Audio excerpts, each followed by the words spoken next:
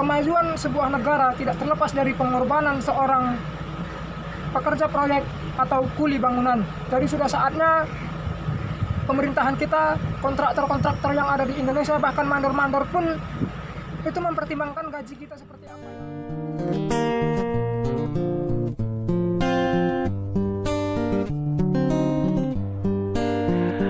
Apapun mereka bilang, tekadku takkan hilang. Jalanku masih panjang, garis akhir yang ku pandang. Apapun mereka bilang, tekadku takkan hilang. Jalanku masih panjang, garis akhir yang ku pandang. Apapun mereka bilang, tekadku takkan... Assalamualaikum warahmatullahi wabarakatuh. Ya, mudah-mudahan semua wak broku dan dulur-dulurku semua yang menonton video ini diberkahi dengan kesehatan dan rezeki yang melimpah ya. Saya juga demikian. Amin. Seperti janji saya di video saya sebelumnya wak bro, di video kali ini saya akan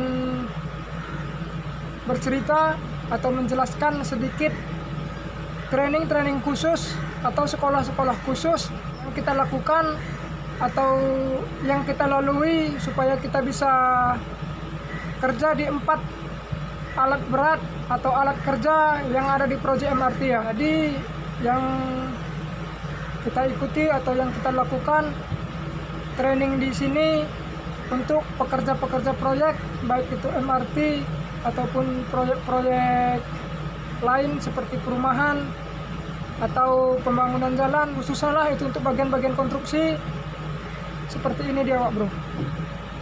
Yang pertama kita harus mengikuti training CIDB.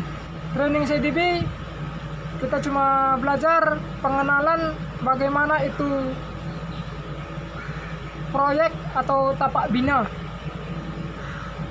Jadi kita di situ diajari atau diperkenalkan proyek itu seperti apa yang harus kita lakukan, bahayanya seperti apa, dan kita akan mendapatkan kartu seperti KTP. Dan KTP itu atau kad CIDB itu atau kartu CIDB itu kita pergunakan untuk tanda pengenal kita untuk memasuki tapak bina atau proyek. Jadi kalau kita tidak ada CIDB itu kita tidak bisa masuk ke proyek, pekerjaan proyek seperti itulah ya. Dan training yang kedua itu training blue card. Blue card ini pun sama juga seperti CIDB, tapi dia cuma penekanan saja. Penekanan bahayanya di tapak bina itu, bahayanya di lapangan atau proyek itu seperti apa. Jadi kita ditekankan bahaya-bahayanya apa, pekerjaannya apa, seperti apa yang harus kita lakukan dan apa yang harus kita perbuat. Kerjanya itu harus berapa orang, itu semua di situ kita ditekankan ya. Jadi setelah kita ada kad CIDB dan kita training itu blue card, kembali kita akan training yaitu training working height atau bekerja di ketinggian atau wah. Jadi training working height ini itu kita di situ diajari atau diberitahu bahayanya kita bekerja di tempat tinggi seperti apa. Ya biasanya itu bahayanya ada 3 dan yang paling umum itu ada 2 ya. Yang pertama bahayanya adalah orang yang bekerja di ketinggian bisa jatuh. Jadi kalau kita bisa jatuh, kita harus memakai apa supaya kerjaan kita itu selamat bekerja di ketinggian. Dan bahaya yang kedua adalah itu material kita atau barang kita yang kita gunakan untuk bekerja ya, yang kita pakai untuk bekerja, dan perkakas kita untuk melaksanakan kerja itu bisa jatuh dan menimpai orang yang ada di bawah. Dan itulah bahaya umumnya ya. Dan bahaya yang ketiga adalah itu berhubungan dengan alam, yaitu petir, kilap, seperti itulah, angin kencang, hujan, jadi licin, dan itulah bahayanya. Setelah kita working high, baru kita bisa bekerja di tempat ketinggian. Jadi ketiga training ini saja kita lakukan atau kita lalui, kita sudah bisa kerja di proyek MRT. Tetapi tidak semua alat atau tidak semua alat berat bisa kita ikut bekerja mempergunakan itu. Jadi training selanjutnya adalah yaitu training LG. Training LG ini adalah orang-orang yang khusus ya, orang-orang yang khusus atau pekerja-pekerja profesional, memang khusus dia di bagian LG. Jadi seperti kami hanya sebagai helper atau pembantu, kami tidak ikut training LG ya. Jadi training LG ini menceritakan ya bahayanya LG itu seperti apa ya. Soalnya bekerja di LG itu pertama kita bisa jatuh, kedua barang yang kita gunakan bisa jatuh, dan ketiga LG bisa terbalik atau LG-nya yang jatuh. Jadi bahaya-bahaya seperti itulah. Disitulah yang diceritakan kita training LG atau launching gantry ya. Jadi sekolah yang keempat yaitu sekolah slinger dan banksman.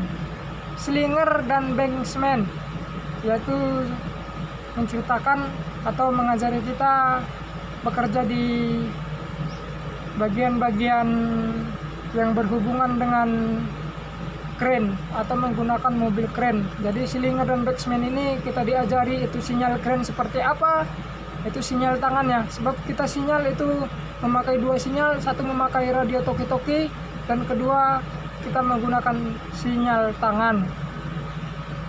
Dan di atas ini inilah sinyal-sinyal tangannya, dan ini adalah sinyal internasional. Jadi kita harus hafal sinyal ini seperti apa kalau kita ikut bekerja menggunakan mobil crane atau crane-crane yang lain. Oke, yang selanjutnya yaitu training skylift atau MEWP. Training skylift.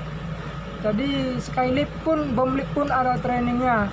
Di situ pun kita diajari tentang bahaya-bahaya dan menggunakan itu skylift seperti apa. Dan yang terakhir yang kita lalui, yang harus kita lakukan training adalah training AE dan SP. AE itu adalah orang yang bekerja di dalam terowongan, dan SP itu adalah orang yang standby atau yang menjaga orang yang bekerja di dalam terowongan. Jadi AE SP ini itu trainingnya seperti saya katakan tadi, itu pun training khusus juga ya. Orang-orang yang khusus yang bisa ikut training AESP. Oke Wak Bro, jadi seperti janji saya, untuk mengikuti LG kita harus mengikuti 4 sekolah atau 4 training. Yang pertama itu CIDB, yang kedua Blue Card, yang ketiga Working High, dan yang keempat itu training LG itu sendiri. Oke, next kita yang kedua. Untuk kita bekerja di mobil crane, kita harus memiliki training CIDB, Blue Card, Working High, dan Slinger and Banksman. Itu harus kita ikuti. Dan kerja untuk menggunakan skylift atau bomb lift, kita juga harus mengikuti training CIDB, Blue Card, Working High, dan MEWP atau MEWP. Itu harus kita ikuti. Dan kerja di stressing kita harus ikut training CIDB, Blue Card, Working High, dan AE dan SP. Itu harus kita ikuti dan itu wajib hukumnya.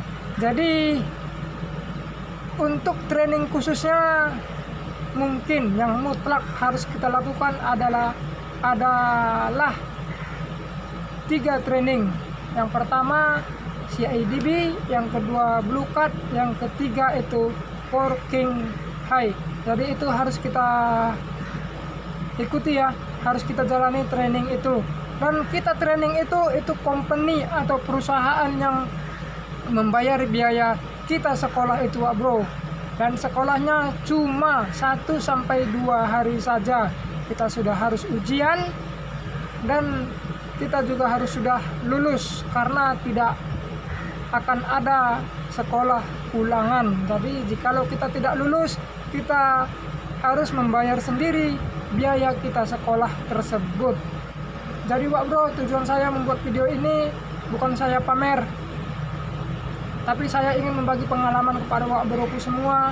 Ya mungkin dan berharap video ini bisa dilihat, bisa ditonton oleh kontraktor-kontraktor, mandor, dan juga pemerintahan kita di Indonesia ya.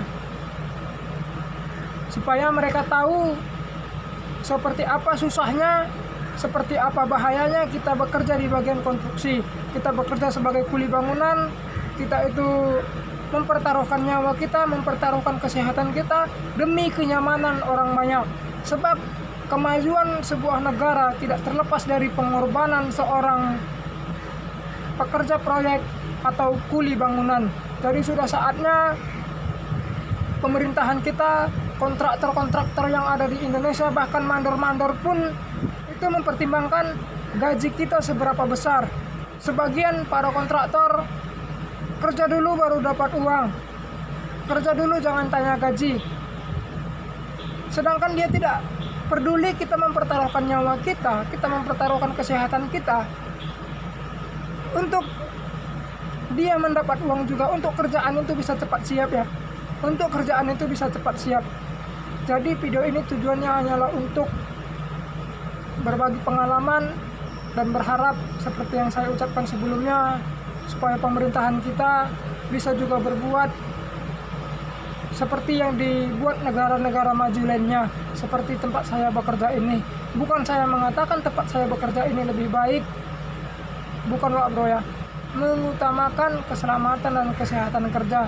Jadi jikalau kita sudah mengikuti training itu, kita diajari bahayanya seperti apa, kita diberitahu bahayanya seperti apa, dan cara-caranya untuk mengurangi bahaya kerja itu seperti apa.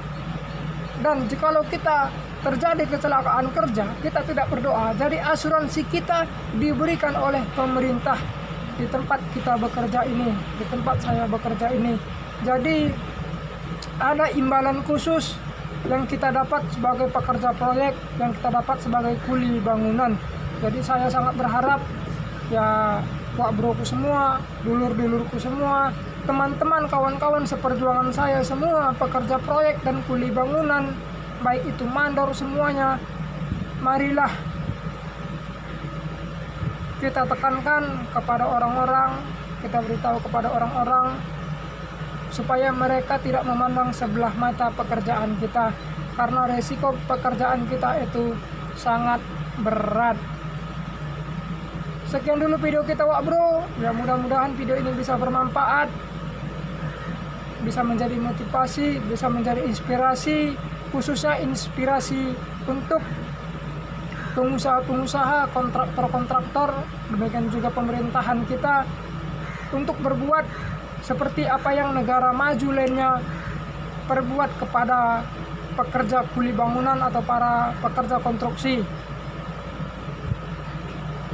Jangan lupa dukung terus saya dengan cara like video ini, komen, dan juga subscribe-nya.